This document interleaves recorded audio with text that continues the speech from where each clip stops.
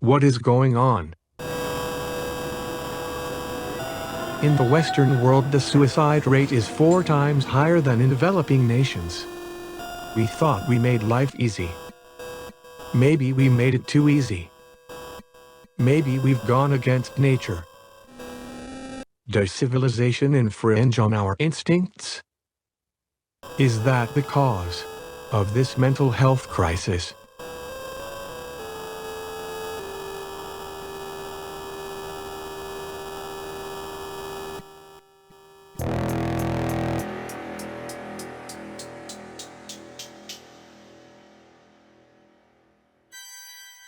I think if we have an awareness at a cognitive mind level of our environments and how they can affect us, then it would lead to a more harmonious existence. Ismisha Dr. Karen Ward. I'm Dr. Karen Ward and I am a counselling psychotherapist, but I'm also a teacher and a mentor in Irish Celtic shamanism. But I also work as a counselling psychotherapist very much from a holistic viewpoint, and I would use energy techniques in my work. Energy is a currency of spirituality.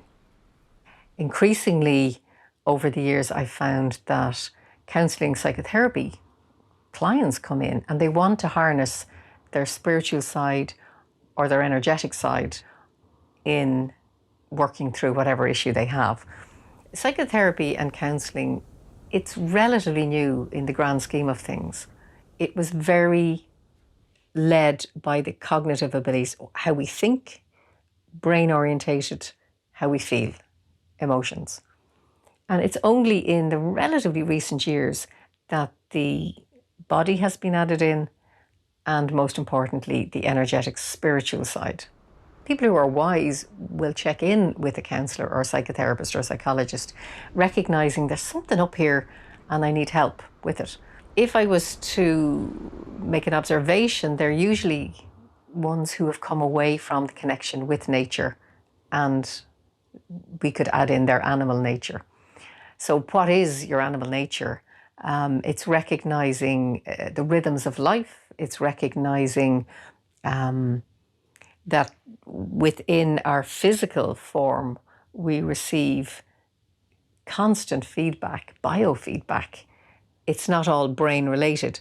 And I think in the modern world, we can ruminate an awful lot, and it's solely brain orientated, brain led, rather than physically, emotionally, feeling led, which to me would be more the instinctual animal nature. I do think we lose track of the fact that we are not just animals, but we're mammals. I think our foreparents, our foremothers and forefathers would have been very much in touch with nature. They lived close to the land, to the seasons, and we, in our modern existence, have, to a certain extent, come away from that. And I would also have noticed, anecdotally, that my clients would come in speaking of the deep connection they have with their pets. Specifically cats, dogs and horses would come in. That animals seem to come into clients' lives at just the right moment when they're going through a challenge or a difficulty. And then the same animals will naturally exit. And if they observe what's going on in their life around that time, it'll usually be when the challenge has finished.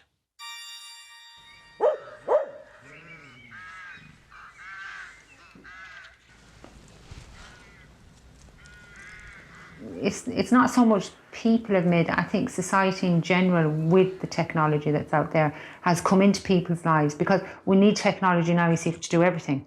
The world has chosen that, more or less. But I do think it takes from having the opportunities to go out and explore without technology too. My name is Louise Mayer, and myself and my husband are co-owners of the farm, and we do social farming also. We offer people from services like, say, disability services, mental health groups, a range of services. We offer them to come out here and to work alongside us as farmers. Social media, see, you get drawn into what too many people think also. You put something out there and you don't know who's looking at it, whereas if you're a participant and you're out on a farm in the middle of nowhere and you have your little patch, and that's yours, and nobody else can say whether it's good, bad or indifferent, because you're not putting it out there for everyone to see. Whereas if you put that patch on the Facebook for everyone to see, I guarantee you 50% will say it's brilliant and 50% will probably find a negative thing to say about it.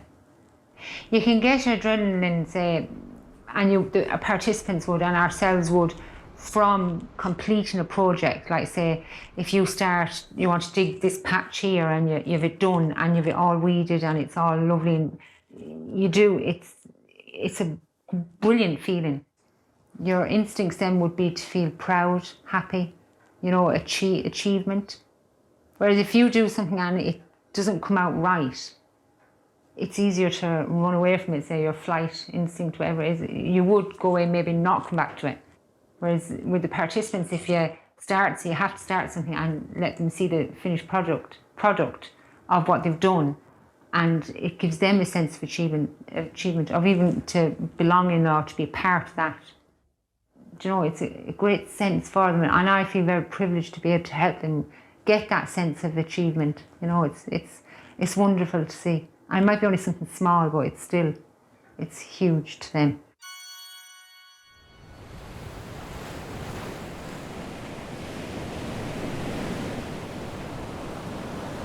Surfing releases a lot of adrenaline. When you feel the push of the water against the board, it's very addictive. It's hard to describe, man. You're just buzzing after it, like naturally. No drugs. Just being in that environment and being in the ocean and feeling the power of it and the energy, it rubs off on you, for sure. And I think it's very good for your mind. If the question is, how do you get rid of that excess adrenaline? I think surfing is a good one. My name's Enda. I'm a student here in Sligo. I started surfing about a year ago. Honestly, I think one of the biggest problems with society, or one of the reasons many people are severely unhappy, is because we're not in nature enough. I think we're not designed to be. We're from the earth, so we should spend more time around natural settings, and surfing allows you to do that, I think. We're all connected 24/7, but at the same time we're all disconnected in a way. People, when they hit 18 or 19, they go straight into the study, and then all of a sudden they lose kind of a lot of the traits they would have had as children and childhood and play. If you stay in one location for years and years and years, I think the growth will stop, and this will lead to a horrible feeling of dissatisfaction and just, slowly dying, which I think you can negate if you keep going to new places and experiencing new things,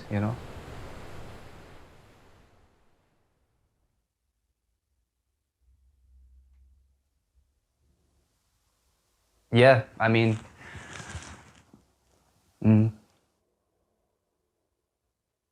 it was triggered by cannabis. So, I know that I've heard from other people that certain people are prone to certain reactions with cannabis.